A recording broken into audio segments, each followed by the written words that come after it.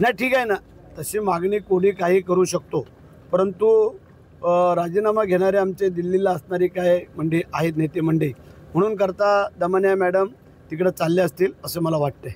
नाही वातावरण आता गरम होणारच ना, कारण लय मोठी ठेस समोरच्यानं लागलेली आहे. आता त्याला किती मोठी पट्टी लागेल मला नाही माहिती, पण जी काय ठेस देणारे नगरसेवक नगराध्यक्ष होते त्यांना संरक्षित करून त्यांच्या जागेवर बसवणं हे आमचं कर्तव्य होतं.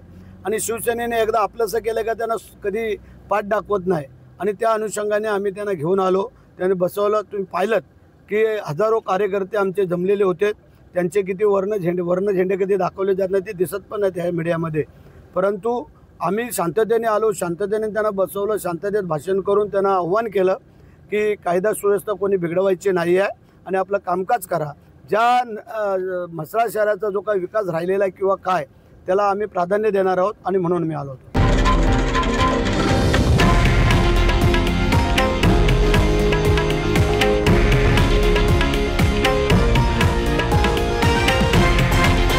हे आहे देशातील नंबर 1 न्यूज नेटवर्क आणि आपण पाहत आहात TV9 मराठी, एकमेव.